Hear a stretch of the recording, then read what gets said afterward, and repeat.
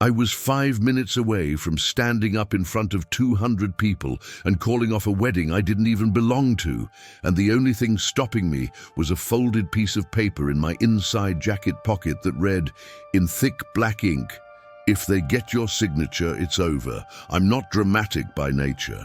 I'm the guy who writes rules on whiteboards, sets safety perimeters, and runs stress tests on anything that involves people and money, because people and money are where oops turns into headlines.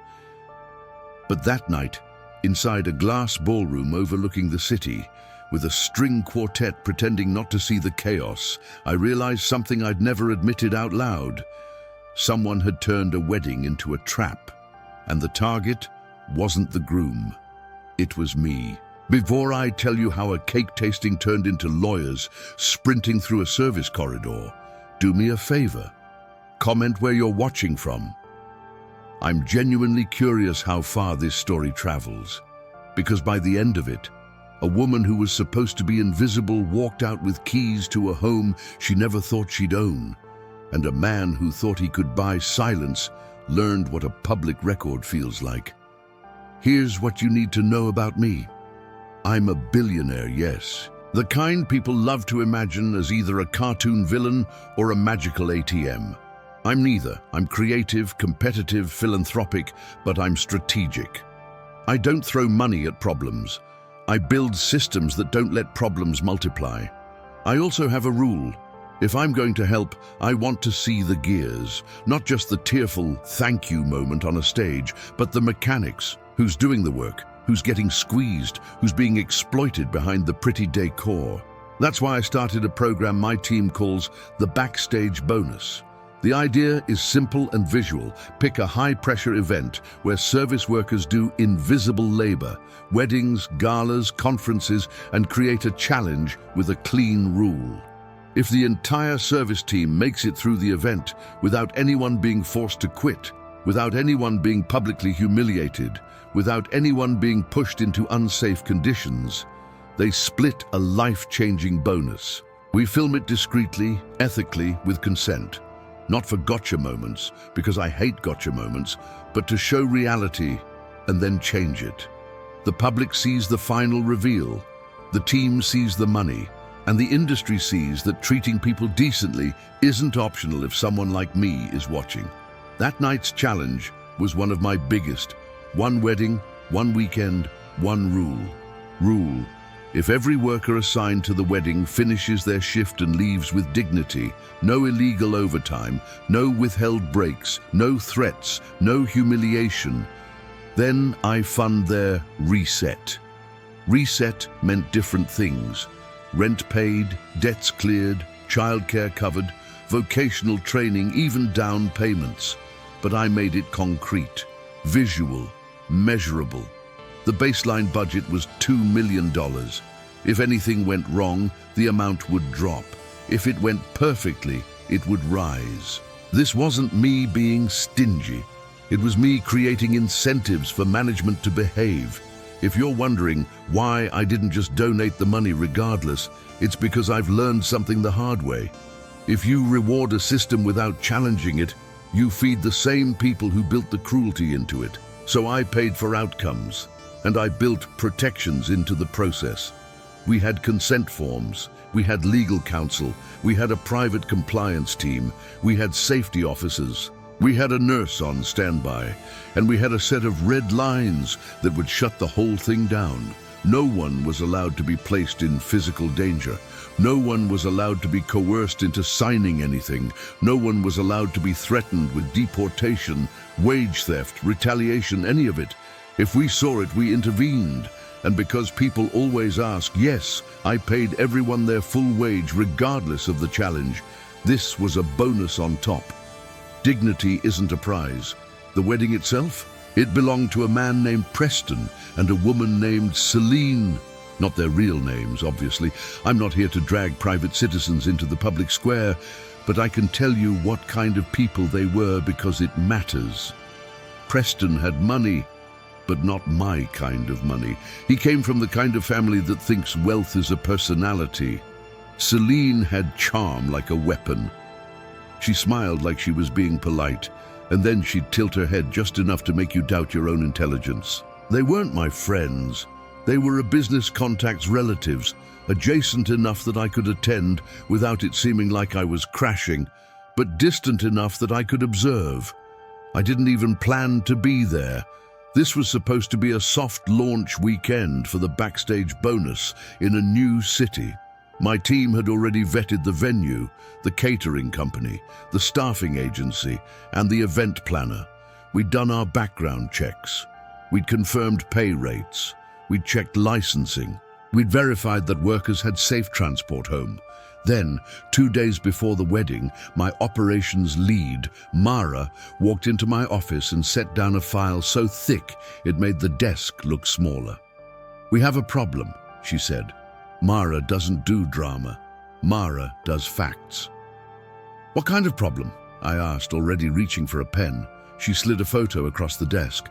It was a scanned copy of a contract page. One line was highlighted in neon yellow. I read it twice. Then I felt my stomach do that slow, cold sink it only does when I realize the game is rigged.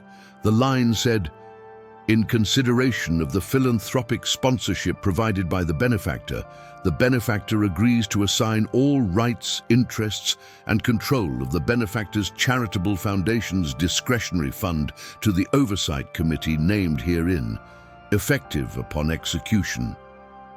I looked up. "This is fake." "I wish it was," Mara said. "Where did you get this?" "It was attached to the event insurance binder. The venue uploaded it to the shared portal." My pen hovered. "Why would my name be on a wedding insurance binder?" Mara's eyes didn't blink. "Because you were listed as the philanthropic sponsor." I exhaled once, slow. "I never agreed to sponsor this wedding." "We know," she said. "That's why I'm here." Now let me explain something. I sponsor a lot of things. Hospitals, shelters, scholarships, disaster relief. I do not sponsor weddings. Not because I'm against love, but because weddings are private, they are personal, and also because weddings are where entitlement goes to do aerobics. If my name was on their paperwork, someone put it there. And if someone put it there, it wasn't for the photo op. It was for that line, the discretionary fund they referenced. It was a real thing. A portion of my foundation reserved for rapid response grants. Money we can deploy in hours, not months. It's how we move fast when there's a fire, a flood, a family crisis. It's also how scammers dream of moving fast. Normally, no one could touch it without multiple layers of authorization. But the line in that contract was sneaky. It framed the transfer as a sponsorship condition, and it tucked the execution into event documents. That meant if someone got me to sign something during the wedding, something that looked harmless, they could argue I had executed an agreement. Would it hold up in court? Maybe not. Would it cause weeks of chaos, freeze funds, delay aid, and create enough confusion for someone to siphon money? Absolutely. Scams don't have to be legally perfect. They just have to be disruptive enough to create openings. So yes, 2 days before the wedding, I learned I was walking into a trap. And you might think the obvious move is to cancel. But there was a second file on Mara's stack. She tapped it. "This is why we can't," she said. It was a worker roster. Names, ages, shifts, notes. One note was circled. "New hire, housing insecure, needs extra hours." Her name was Raina, 26, single mom, housing unstable, working through a staffing agency, assigned to bridal suite, garment handling and guest assistance. 17-hour day scheduled with only 2 floating breaks. Mara said, "If we pull out, the planner will replace the entire temp staff with whoever will take the shifts under worse conditions. Raina will lose the hours she's counting on to keep her motel room for another week." I leaned back and stared at the ceiling like the answers might be written there. This is the part people don't understand about being able to move money. If you only use it to escape discomfort, you become a coward with a bigger wallet. The wedding was happening with or without me. The staff were going to be treated however the management decided. The trap was set. The question was, could I turn it around without putting anyone in danger? I looked at Mara. We go. Mara nodded once, already thinking in checklists. Then we run it as a controlled operation. That's what I love about my team. They don't ask if something is hard. They ask what the parameters are. We built the plan in 3 layers. Layer 1, protect the workers. That meant extra on-site support, anonymous reporting channels, and a quiet fund ready to cover emergency needs if things escalated. It also meant making sure any worker who needed to leave because of safety, harassment, or exhaustion could do so with pay and transport. Layer 2, collect clean evidence, not gossip, not vibes, evidence, time-stamped, documented, chain of custody. If someone tried to pull a contract trick, we needed proof of intent and process. Layer 3, set a counter-trap, something that would make the villains reveal themselves while keeping the workers insulated. We also wrote our own rules, and we made sure the venue and staffing agencies agreed to them in writing. That way, if the planner or the couple tried to override worker protections, we had contractual authority to intervene. Now, here's where the story gets wild. The villain wasn't who I thought it would be. I expected the wedding planner to be the architect. They often are, because planners control schedules, access, paperwork. But the planner, a woman named Talia, was sharp and cautious. Her emails were clean, her checklists were thorough, her invoices were normal. If she was part of the scam, she was hiding it well. The couple, they were entitled, yes, but entitlement isn't always criminal. It's just exhausting. So who put my name on that binder? That question sat in my head like a splinter as we arrived at the venue on the morning of the rehearsal. The venue was a modern estate disguised as a private club, all stone and glass and manicured hedges that looked like they were trimmed by someone with a degree. Inside, everything smelled like money. Polished wood, fresh florals, and that subtle scent of citrus cleaner that says, we pay people to scrub things you don't notice. My security team blended into the crowd as guests. My compliance lead wore a plain blazer and a calm face. Mara had an earpiece hidden under her hair, and I wore what I always wear when I need to look harmless. A well-fitted suit that doesn't scream billionaire, paired with shoes comfortable enough to run if I have to. We checked in. Talia the planner approached with a clipboard, smile professional but tight. Thank you for coming, she said, and her eyes flicked to my face like she was measuring how much trouble I might be. Happy to, I said. Big weekend. Yes, she said, and I noticed she didn't say, for all of us. There's a difference between a planner excited and a planner bracing. We did the walkthrough, ceremony lawn, cocktail terrace, ballroom, bridal suite, service corridors, loading dock. I asked casual questions while my team mapped exits and camera angles. How many staff total? I asked. 42, Talia said. And breaks are staggered? Yes. What about transport home for temp staff after midnight? She hesitated. The staffing agency handles that. That was my first red flag. When someone says, someone else handles that, it usually means no one handles that. Mara caught my eye and made a tiny note on her tablet. Then I saw Raina. I didn't know it was her at first. I just saw a woman in a simple black uniform holding a garment bag like it weighed more than fabric. She moved carefully, like she was trying not to take up space. She carried 2 dresses, one clearly the wedding gown, the other a reception dress, into the bridal suite. Celine followed behind her, talking fast, voice sharp enough to cut. And don't let the hem touch anything, Selene said. If it touches the floor, you're paying for cleaning. Raina nodded, not making eye contact. Yes, ma'am. Celine glanced at the mirror, adjusted a strand of hair, and said without looking back, and if you breathe on it, you're paying for cleaning too. Raina's lips pressed together so hard they almost disappeared. I stopped walking. Talia continued a few steps and then realized I wasn't following. She turned. I kept my face neutral. Who is that? Talia looked, then checked her clipboard. Temp staff, assigned to bridal. What's her name? Talia hesitated again, and I hated that she hesitated. Raina. I nodded once. Make sure she gets her breaks. Talia's smile tightened more. We always comply with labor requirements. That sentence was too polished, too practiced, like a lawyer wrote it. I watched Raina disappear into the suite. My instinct was to step in right then, to draw a boundary, but I didn't. Not yet. Because if you confront a bully too early, you give them time to adapt. And I needed to understand the whole system before I yanked any levers. We moved on. The rehearsal went smoothly on the surface. Vows, walks, cue music. Everyone pretending they weren't stressed. Behind the scenes, though, little cracks showed. A catering supervisor barked at a server for holding a tray wrong, loud enough for guests to hear. A bartender whispered to another that their shift was being extended because the couple changed the timeline.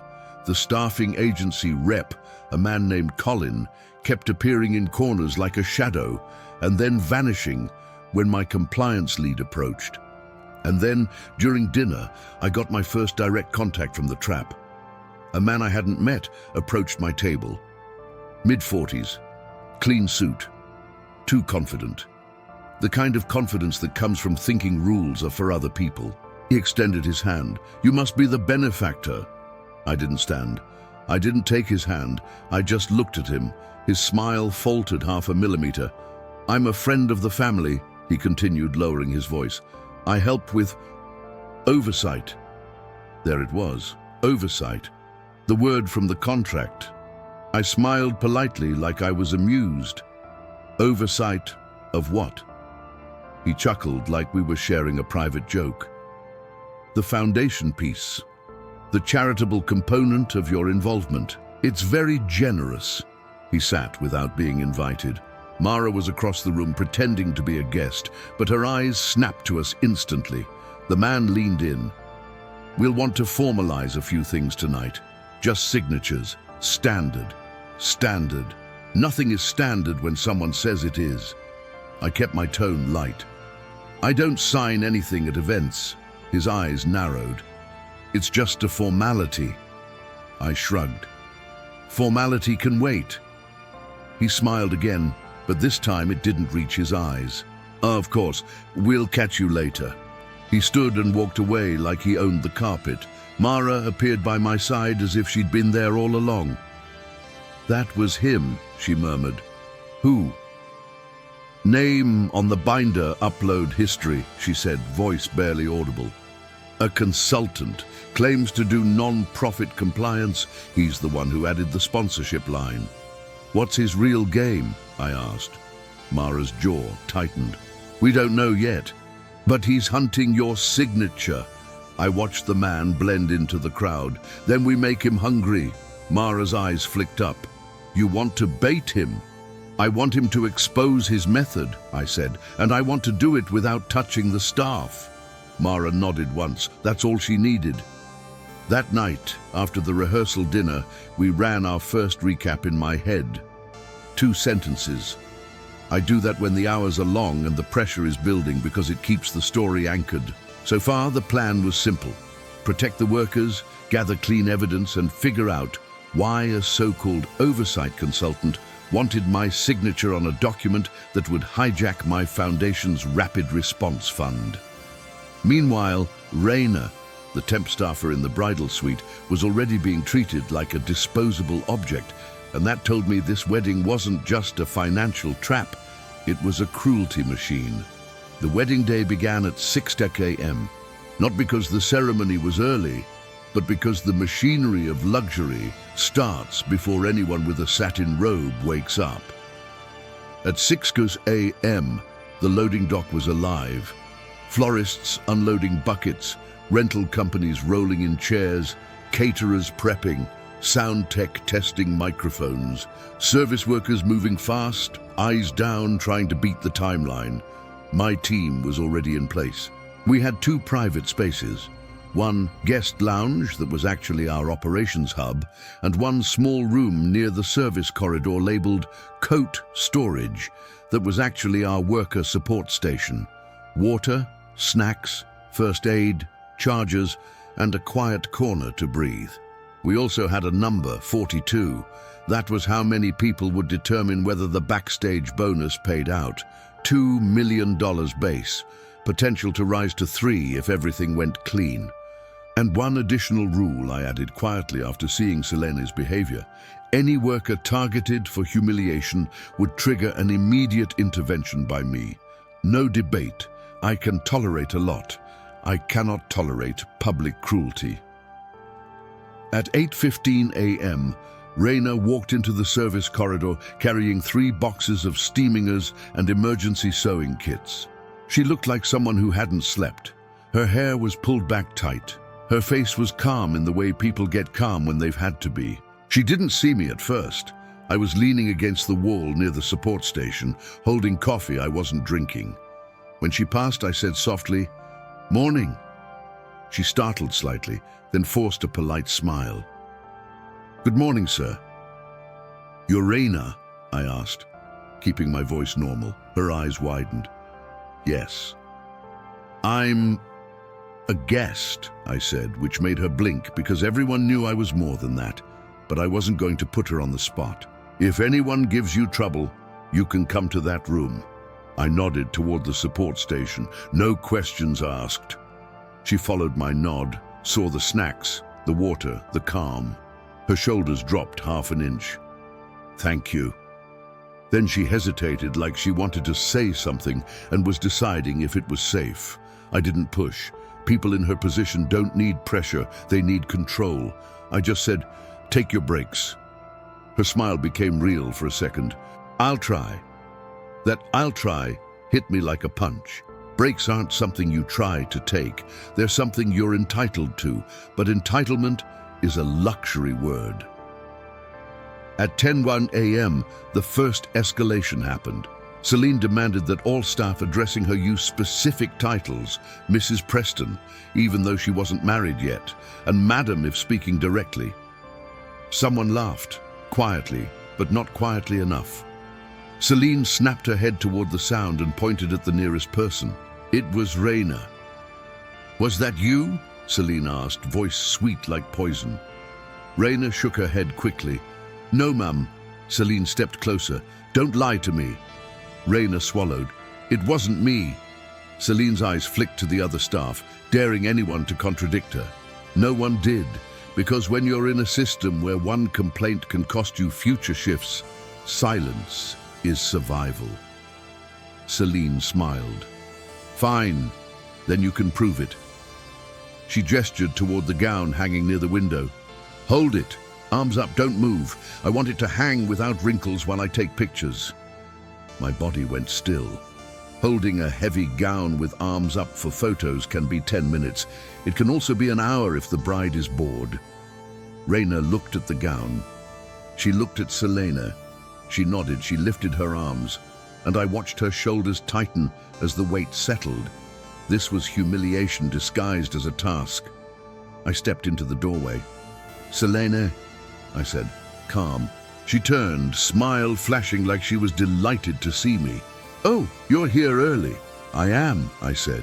She laughed. "You're always so involved, it's cute." Cute. That was her move. Infantilize. I kept my voice even. "She needs to prep other things. I'll have someone bring a mannequin stand." Celine's smile froze. "A mannequin?" "Yes," I said. "A stand. That's what professionals use when they want the gown to hang." She tilted her head. "I don't want a mannequin. I want her." I didn't raise my voice. I didn't threaten. I just met her eyes. "No," I said. It landed like a slap. Celine blinked. "Excuse me?" "You can have a stand," I repeated, "or you can hold it yourself, but you don't get to use staff as furniture." Behind me, I heard a tiny inhale from someone, maybe Raina, maybe another worker. Celine's cheeks flushed. "This is my wedding, and this is someone's body." I said. Pick the stand. For a second, I thought she might explode. Instead, she smiled again, slower. Fine, she said. Get your stand. She turned away like she'd won. Raina's arms lowered, trembling slightly. As she stepped back, I caught her eye and gave the smallest nod I could. You're not alone. She didn't nod back. She just moved fast, like she couldn't afford to show emotion. Celine's cruelty had failed in public, but I knew what that meant. When a bully can't punish you openly, they punish you quietly.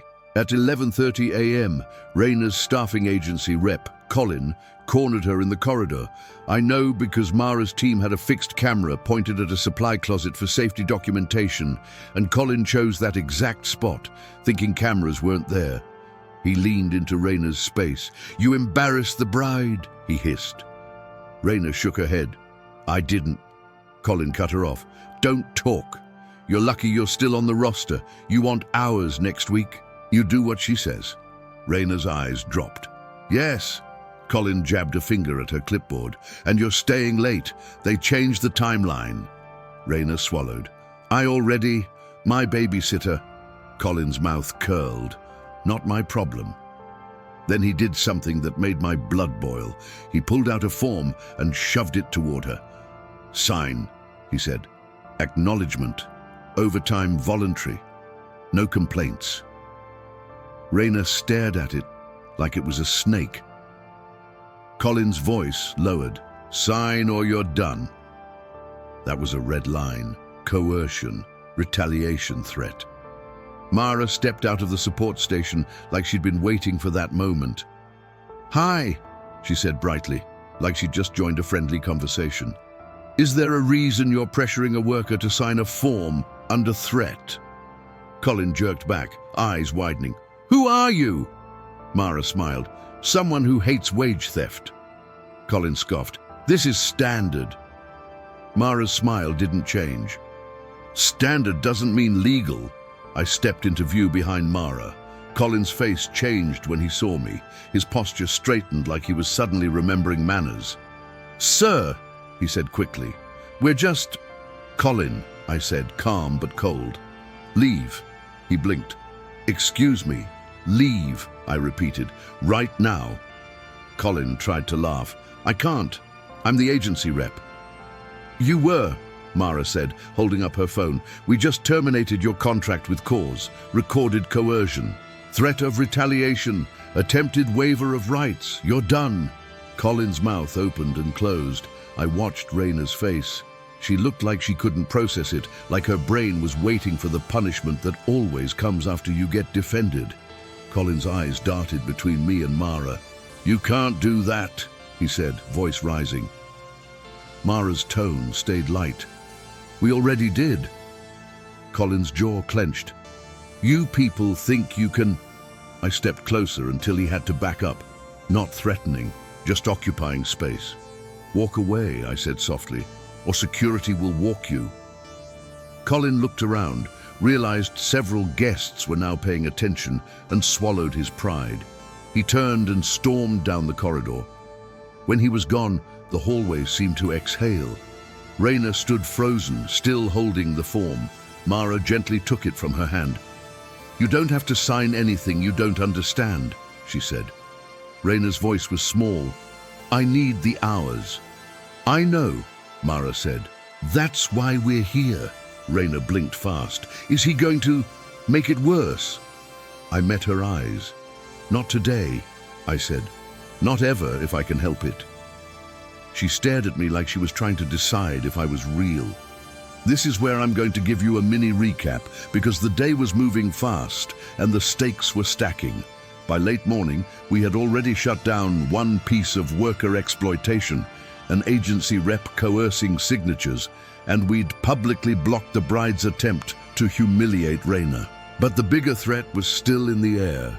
A man calling himself Oversight was hunting my signature to hijack my foundation's rapid response fund, and now I knew this wedding wasn't just mean, it was coordinated. At noon, the oversight consultant returned. He found me near the cocktail terrace, where the ceremony chairs were lined up like soldiers. He wore the same confident smile, but now there was urgency behind it. "Wonderful," he said, approaching with a folder. "Just the man I wanted to see." I didn't move. "You again?" He laughed like we were friends. "We need to finalize the sponsorship acknowledgement. It's a simple one-page." He opened the folder and slid a document toward me. I didn't touch it. Instead, I asked, "What's your name?" He hesitated. "Gareth." "Last name," I said. He smiled. "You don't need that." That told me everything.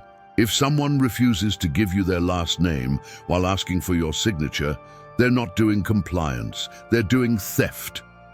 I kept my voice casual. "Gareth, I don't sign things at events." He leaned in. "Then you'll have to withdraw sponsorship." "I'm not sponsoring," I said.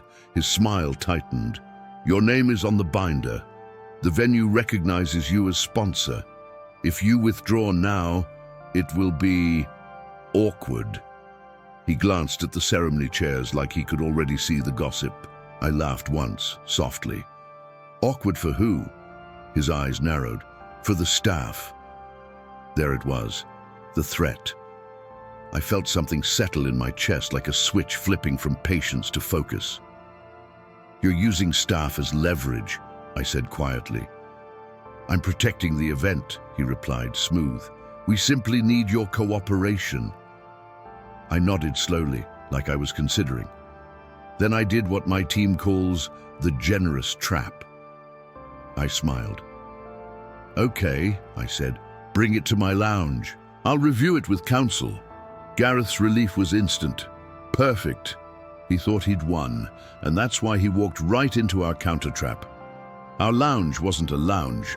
It was an operations hub with discrete cameras, a scanner, and an attorney sitting on a couch pretending to scroll through photos. When Gareth entered, my attorney stood with a polite smile. "Hello," she said. "I'm counsel for the benefactor." Gareth's face flickered. "Oh, I wasn't told."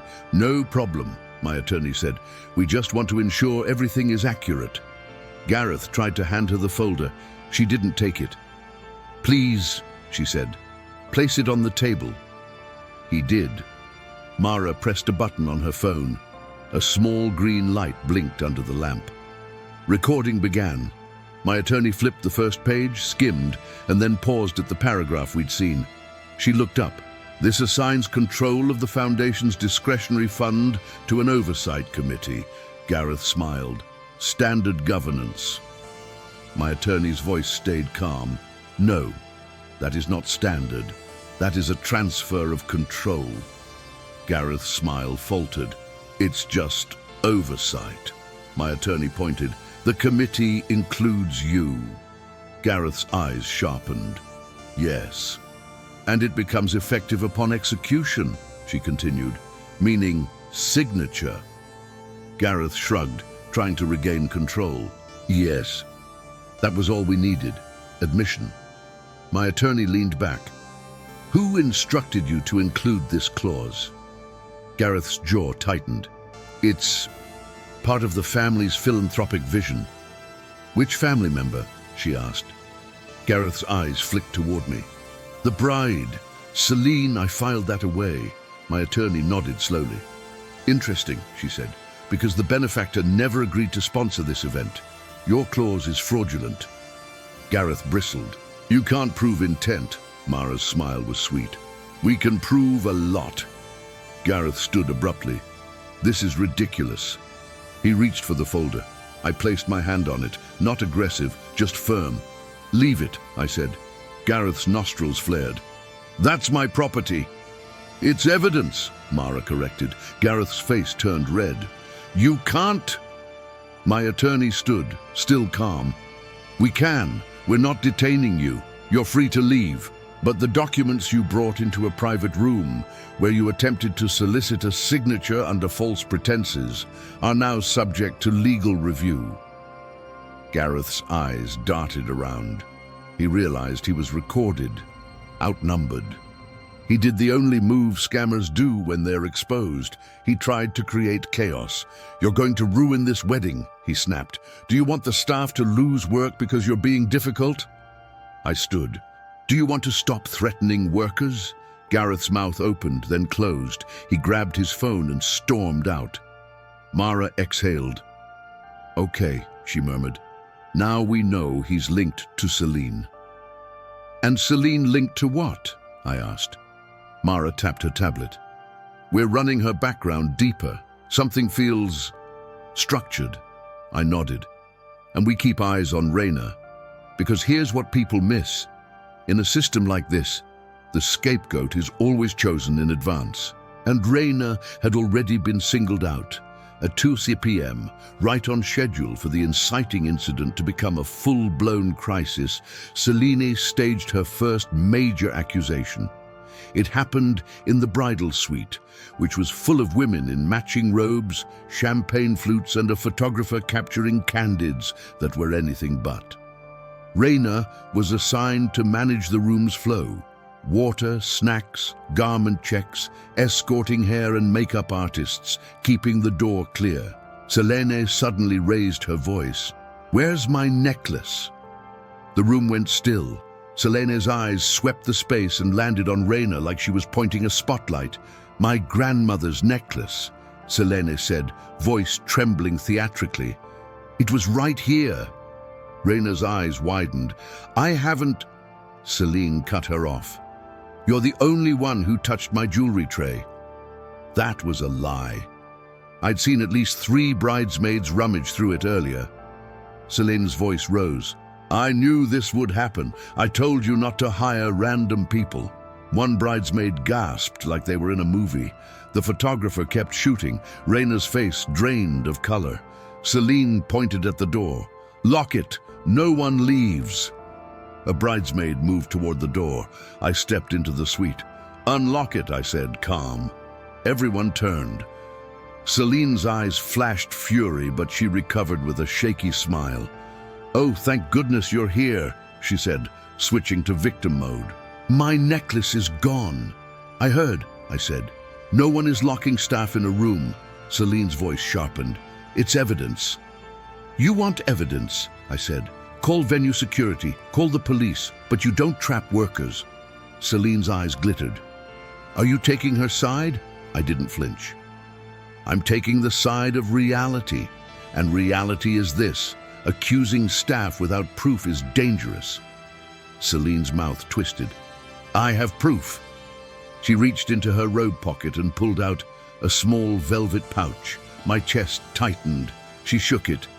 The pouch is empty. It was full this morning. She turned to the bridesmaids.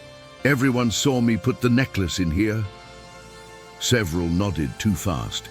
It was coordinated. Then Celine looked at Raina and said loud enough for the camera, Open your bag.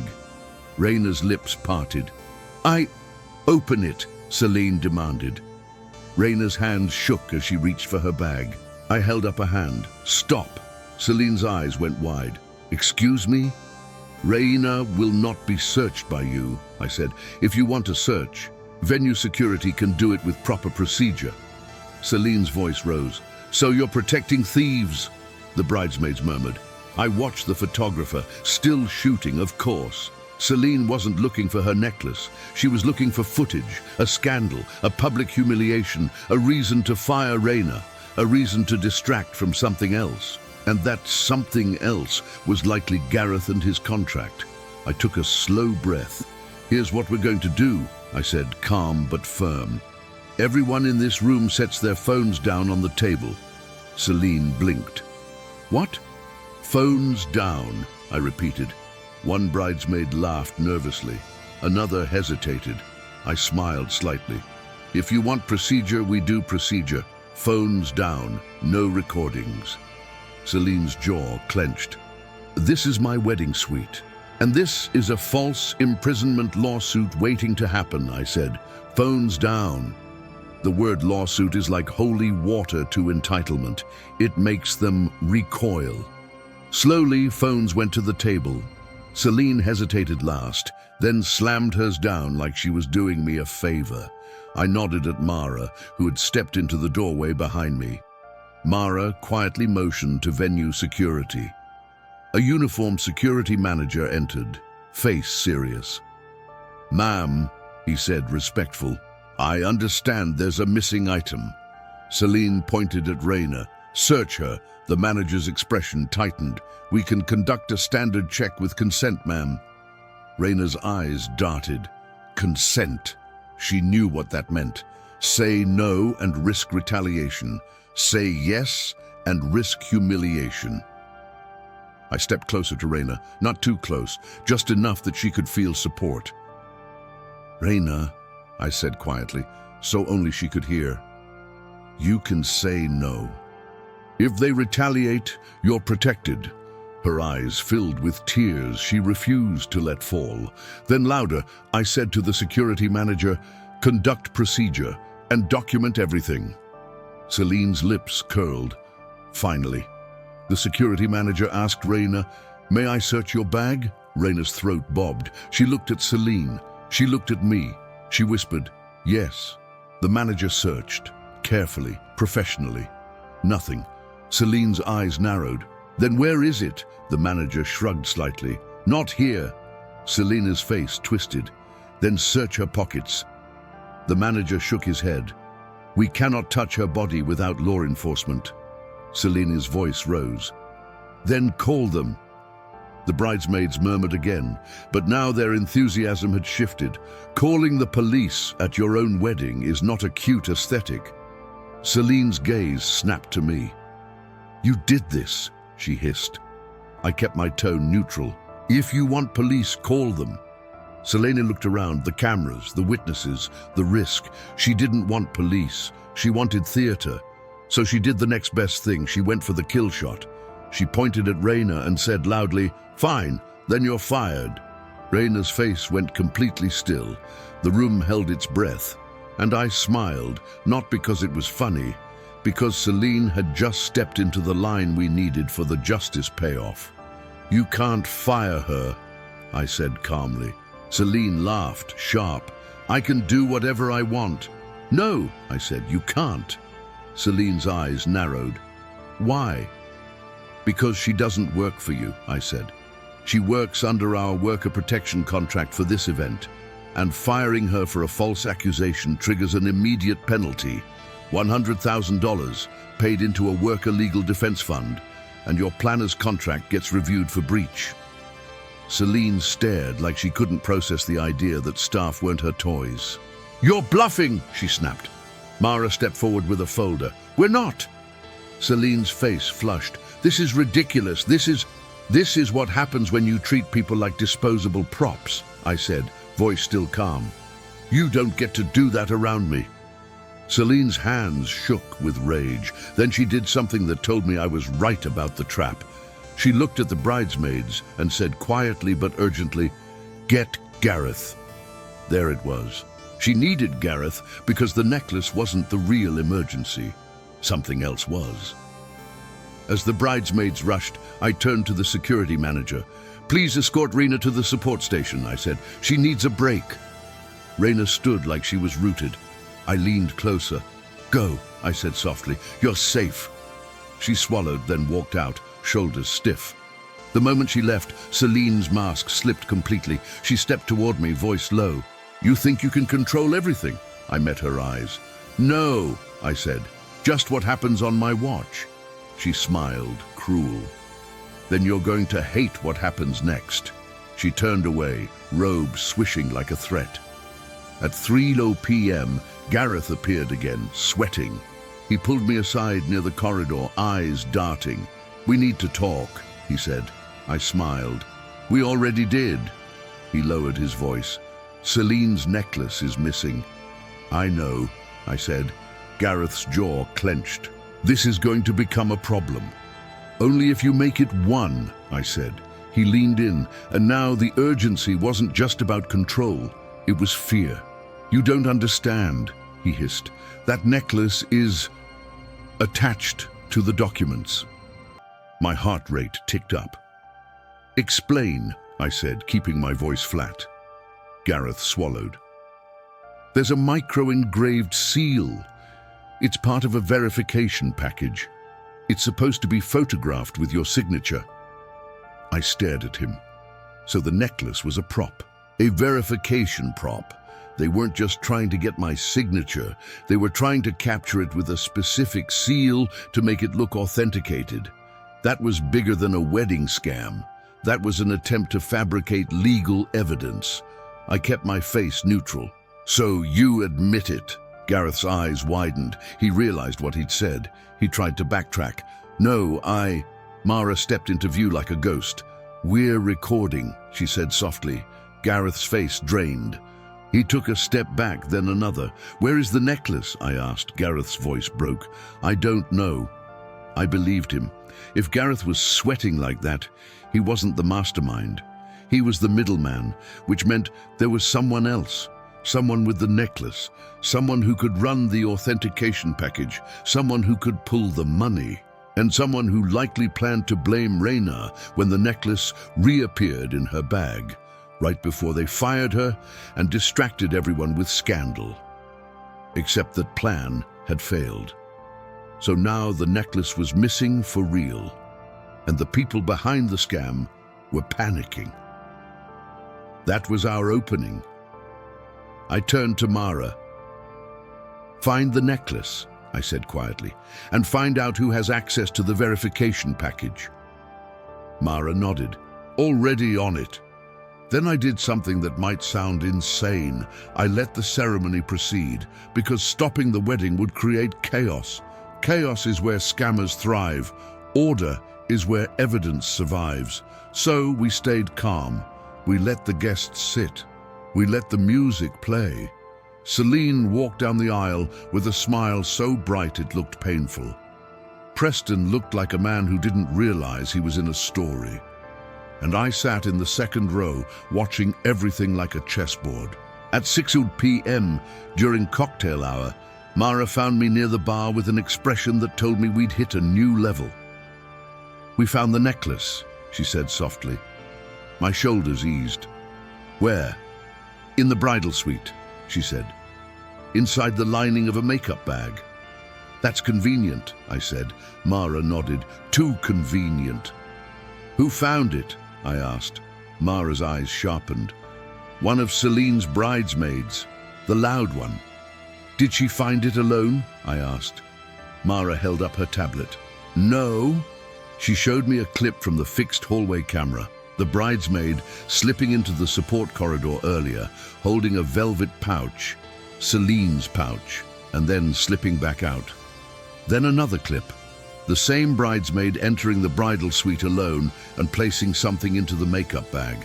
Then, later, her dramatic discovery. It was planted. But why now? Mara answered before I asked. They were going to plant it on Raina, but after you intervened, they rerouted.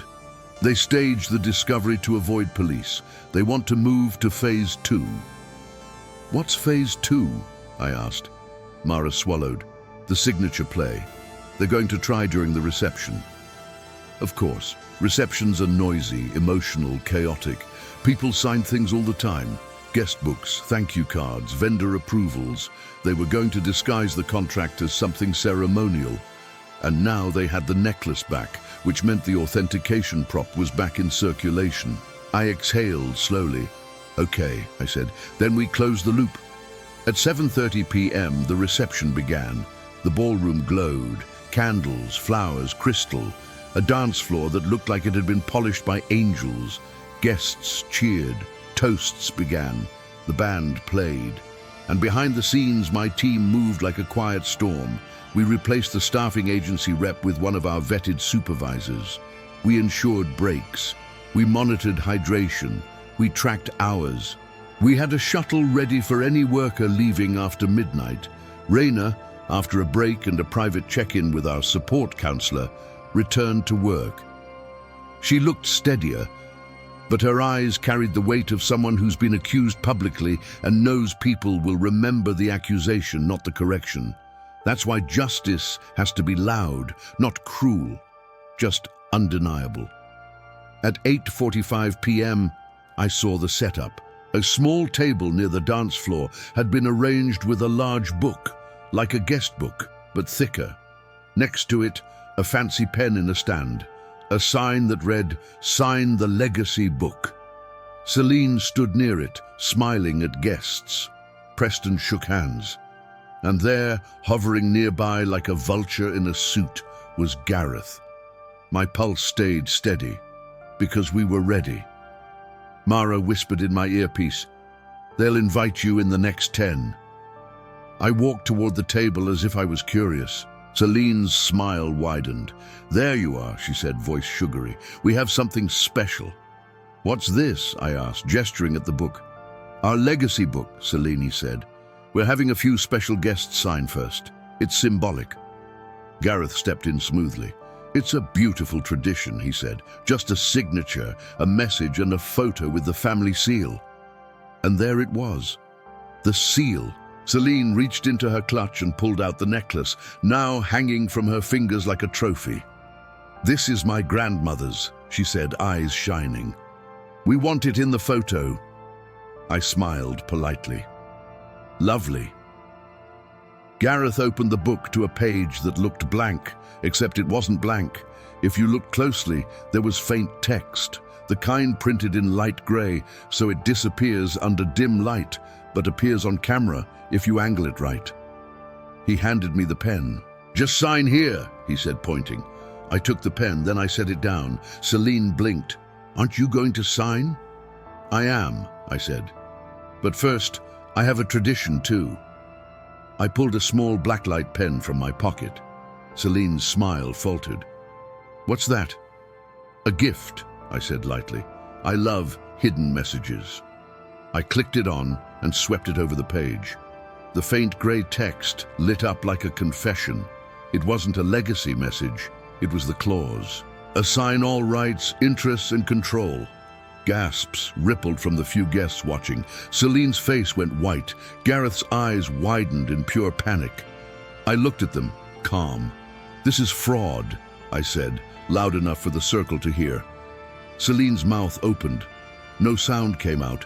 Gareth tried to move, to close the book, to grab it. Mara stepped in from the crowd, holding her phone up, recording. My attorney appeared beside her like she'd materialized out of the air. And then I did the thing that makes villains collapse. I gave them one chance to speak while the cameras were on them, while the evidence was visible, while their lies would become their own trap. "Explain," I said. Celine's eyes darted to Preston. Preston stared at the glowing text like he'd just learned he couldn't swim in the middle of the ocean. Gareth's voice cracked. "This is a misunderstanding." My attorney's tone was calm and deadly. "A misunderstanding doesn't hide legal clauses in grey ink and require a seal photo," guests murmured. Someone whispered, "What is that?" Celine snapped, desperation replacing charm. "He did it!" she screamed, pointing at Gareth. "He told me it was normal!" Gareth recoiled. "You asked for it!" He snapped back, losing control. "You said you needed control of the fund! You said your father would—" He stopped, but it was too late. He'd said the word, father. Celine's eyes flashed. "Shut up!" Preston's head turned sharply. "Your father," he said, confused. "What does your father have to do with my wedding?"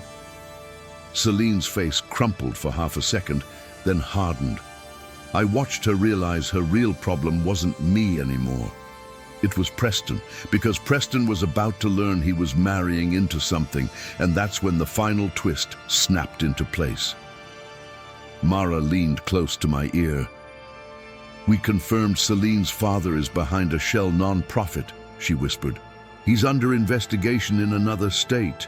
Gareth is his consultant. They used weddings as access points, high net worth targets, emotional settings, signatures." I felt a cold clarity. This wasn't a one-off. This was a pattern. They'd done this before, and they'd chosen Raina as the scapegoat because scapegoats are disposable. I turned slightly and raised my voice, not shouting, just commanding. "Security," I said. "Please keep this area clear." The venue security manager stepped in. Gareth tried to slip away. My security team, blending as guests, shifted positions to block exits without touching him. My attorney spoke, calm and loud enough.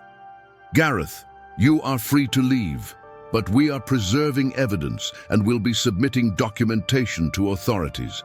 Any attempt to remove or destroy evidence will be documented." Gareth's breathing became shallow. He looked around, calculating. Then he did something stupid. He reached for Selena's necklace, the seal prop, trying to grab it. Selene yanked it back, shrieking. The necklace snapped, beads scattering across the floor like a broken illusion. Guests gasped. Phones came up, despite earlier instructions. And in that chaos, someone stepped into the circle from the edge. Raina. She wasn't supposed to be there. She was supposed to be backstage, clearing plates, keeping her head down. But she stood tall, eyes locked on Selene, and she held something in her hand, a small piece of paper, a receipt. She looked at me first, like asking permission to exist. I nodded once, then she faced Selene. "I didn't steal your necklace," Raina said, voice steady, loud enough for the people closest to hear. "But I did see who put it in your bag." Selene's face twisted. "Get her out." Raina didn't flinch. "Your bridesmaid," she said, pointing. "The one in the gold dress." The bridesmaid's face went pale. Raina held up the receipt. "And I have this," she said, "because you made me clean the bridal suite trash yesterday. I found a printed invoice with Gareth's name. It was in the trash, under your gift bags." Gareth's eyes widened. Preston stared. "What?" Raina's voice stayed steady. "It had the same clause," she said. "The one you tried to make him sign." She looked at me. I didn't know what it meant, but I remembered your support room. I took it there. Mara's eyes widened slightly, surprised, impressed, because Raina had done something most people don't do under pressure. She protected evidence, not because she wanted revenge, because she wanted truth. Selene's voice became a hiss. "You had no right," Raina's eyes flashed for the first time. "You had no right to accuse me." Silence hit like a curtain.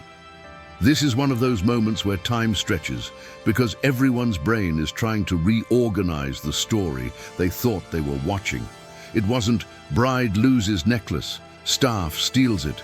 It was bride stages a theft to distract from fraud. And now there was a witness, a worker, the person they thought had no voice. Preston's face tightened. He looked at Selene like he was seeing her for the first time. "Is this true?" he asked, voice low. Selene's eyes darted, calculating. "No," she said quickly. He's manipulating you. She's lying. They're all..." Gareth interrupted, desperate. "Preston, listen, this doesn't have to be..." Preston snapped, louder than I expected. "Shut up." Everyone froze. Preston's hands clenched. He looked at Selene again. "Did you try to trick him into signing something?" Selene's mask cracked. "I was trying to protect us," she whispered. "Protect us from what?" Preston demanded. Selene's eyes flicked toward the crowd, toward the phones. She realized her fairy tale was collapsing in public. And then she did the last move of a person who believes rules don't apply. She turned on Raina again. "This is her fault," Selene spat. "She ruined everything." Raina's face didn't change. Mine did, because that was the line. That was the final proof that Selene wasn't just a participant. She was the villain. I stepped forward, calm. "No," I said. "This is your fault." Selene's eyes flared. "How dare you? How dare you?" I corrected, voice steady. "You used a wedding to run a fraud scheme. You tried to weaponize a worker as a scapegoat. You tried to trap me, and when you failed, you tried to destroy her." Selena's voice rose into a scream. "It's my wedding." I nodded once. It was. The room went silent. Then I looked at Preston, who stood shaking, face pale. "I'm sorry," I said honestly. "You didn't deserve this." Preston swallowed hard. "Neither did she," he said, eyes on Raina. Raina stood still, but her eyes shimmered. Preston turned to Selene. "Give me the ring," he said. Celine laughed hysterically. "You're not serious." Preston's voice was flat. "Give me the ring." Celine looked around for allies. The bridesmaids were frozen. Gareth looked like a man trying not to vomit. Celine's laugh died. She reached toward Preston, pleading. "Please, don't do this." Preston stepped back. "I'm not marrying a thief," he said, and his eyes flicked to the glowing contract page still open on the table. "And I'm not marrying someone who frames innocent people." Celine's face twisted into rage. "You'll regret this," she hissed. Preston's voice didn't change. "I already do." He turned away. Celine stood, trembling, then spun toward Gareth. "Fix it!" she snapped. Gareth's voice broke. "It's over." And just like that, the wedding died in the middle of the reception. Now you might think that's the end. But the justice part, the satisfying part, the part that made me sleep that night without feeling like I'd swallowed glass, that came next. Because it's one thing for rich people to implode at a party. It's another thing for the worker they tried to crush to walk away with real, concrete change. I pulled Mara aside. "Get Raina," I said quietly. "Bring her to the lounge." Mara nodded. We moved fast. Not because we were panicking, but because when a scandal breaks, the powerful scramble to rewrite the story. I wanted Raina away from the chaos, safe, supported, and in control of her own narrative. In the lounge, Raina sat on the couch, hands clasped. She looked exhausted, like adrenaline had been holding her up, and now it was fading. Mara handed her water. My attorney sat nearby, calm presence.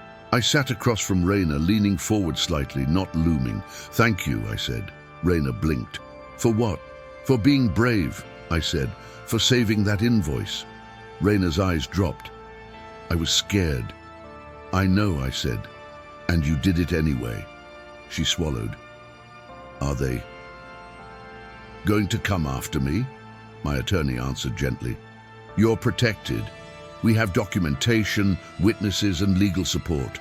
The venue staff corroborated your treatment.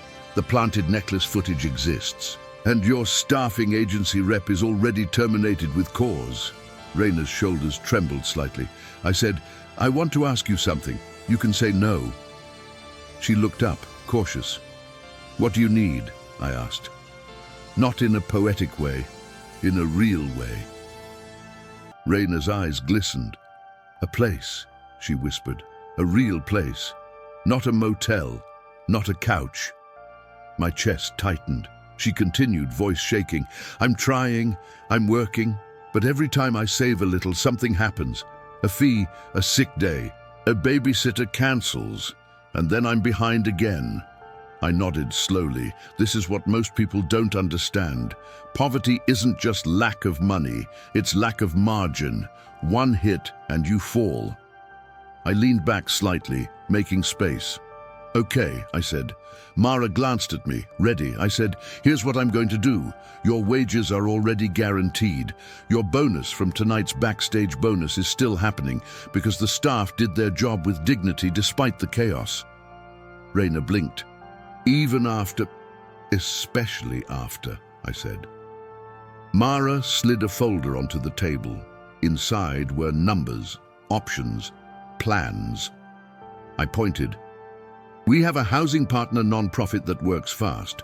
We can cover your deposit and first year of rent for a stable apartment near your child's school.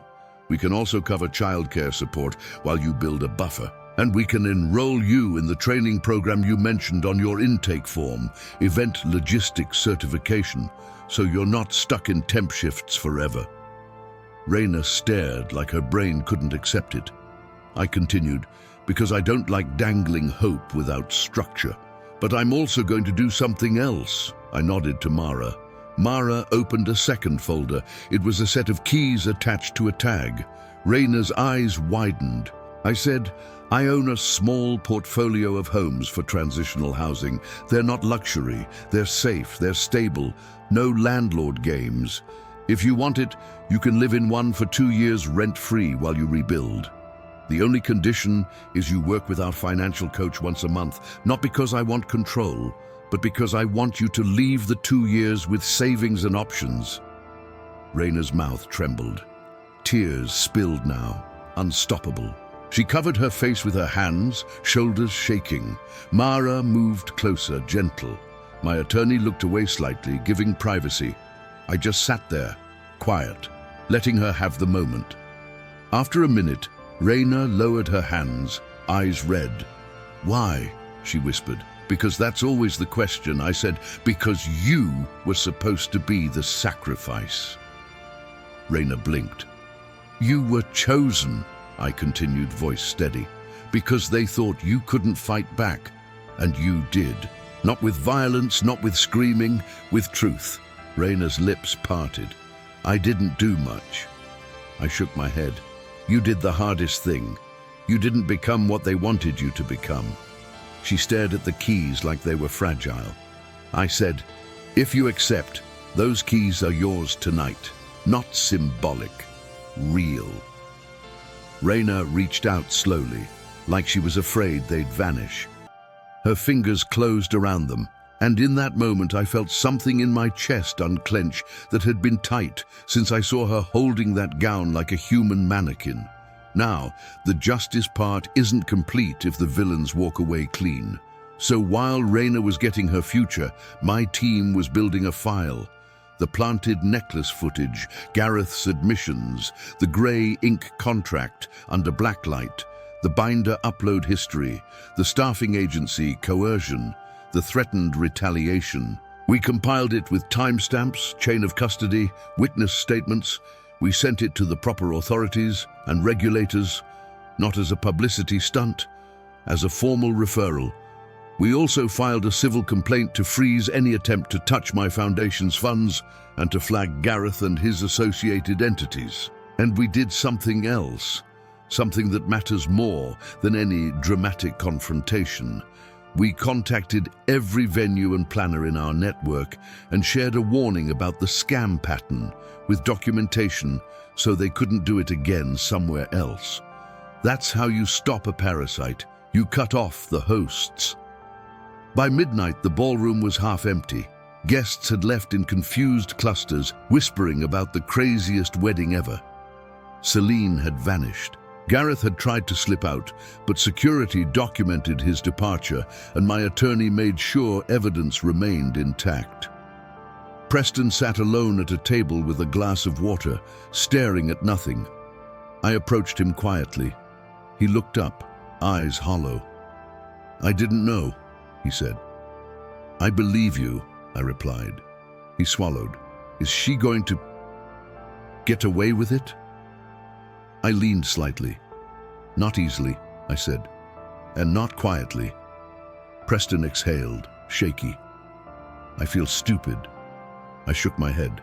"You're not stupid. You were targeted. That's what predators do. They pick environments where people don't want to question things." He stared at his hands. "I wanted it to be real." "I know," I said. He looked up. "Thank you for protecting her." I nodded once. "She protected herself," I said. "We just made sure the system didn't crush her for it." Preston swallowed hard, then whispered, "Tell her I'm sorry." "I will," I said. Before I left the venue, I did one more recap in my head, because it mattered. We walked into a wedding that had been turned into a trap, designed to steal control of my foundation's rapid response fund using a hidden clause and a seal prop, while simultaneously setting up a worker, Raina, to be framed and fired as a distraction. By staying calm, collecting evidence, and intervening at the right moments, we protected the staff, exposed the fraud live under Blacklight, and turned the scapegoat into the witness who helped close the case. 2 weeks later, I visited the house. Not to check up like a landlord. I hate that dynamic, but because I promised Raina the keys were real, and I wanted to see her walk into a space that belonged to her life, not her survival. The house was modest. 2 bedrooms, clean, safe neighborhood, a tiny backyard with a patch of grass that looked like it had never met a child with imagination. Raina opened the door, holding her son's hand. He was small, curious, eyes wide. He saw me and hid behind her leg. Raina smiled. He's shy. I crouched slightly, keeping distance. Hey, I said softly. This is your place. The boy peeked out. Is this ours? Raina's eyes filled again. Yes, she whispered. It's ours. He looked past us into the empty living room, then ran inside like he'd been released from gravity. Raina exhaled, shaky laugh. She turned to me. I keep waiting for someone to tell me it's a mistake. I shook my head. Not a mistake, I said. She swallowed. I started the course, she said. The logistics one, Mara had told me. Raina had shown up every week. How is it? I asked. Raina's smile grew. Hard, she admitted. But I'm good at it. I nodded. I'm not surprised. She glanced toward the hallway where her son's laughter echoed. Thank you, she said quietly. Not just for the house, for not letting them make me small. I felt my throat tighten unexpectedly. I know what it's like, I said. And I surprised myself by saying it because I don't often talk about my own beginnings. To be treated like you're invisible. People think money makes you immune. It doesn't. It just changes the costume. Raina studied me. Why do you do this? She asked again, softer. I took a breath. Because if we don't defend the people doing the invisible work, I said, then the world becomes a stage for the worst people to perform on. Raina nodded slowly. Then she said something that I didn't expect. I didn't steal her necklace, she said, voice steady, but I'm glad it broke. I blinked. Raina's eyes flashed, and for a second I saw the fighter beneath the uniform. That necklace was her excuse, she continued. It wasn't her heart. I laughed once, quietly. You're right, I said. Now here's the final twist, the one that made this story stick with me longer than any headline. The authorities didn't just look at Gareth, they followed the pattern. And because we had documented evidence of attempted fraud with the grey ink clause and the seal prop, they connected it to similar attempts in other cities. Celine's father, through Shell nonprofits, had been using social events to get close to high-net-worth targets, framing transfers as sponsorship governance, and then using the confusion to siphon funds through oversight fees. It wasn't glamorous crime. It was paperwork crime, the kind that ruins real lives quietly. But this time, the paperwork was on our side. And Raina? Raina didn't just get a home, she got a path. 6 months after the wedding, she joined our foundation's events team as a paid coordinator. Not a temp, not invisible. She learned how to run logistics with authority, how to enforce labor protections, how to read contracts like a weapon against exploitation. The first event she coordinated, she walked into the service corridor, gathered the staff, and said, "Breaks are not optional. Water is not optional. Respect is not optional." And you know what happened? People listened. Because power isn't just money. Sometimes it's a woman who was almost crushed standing upright anyway.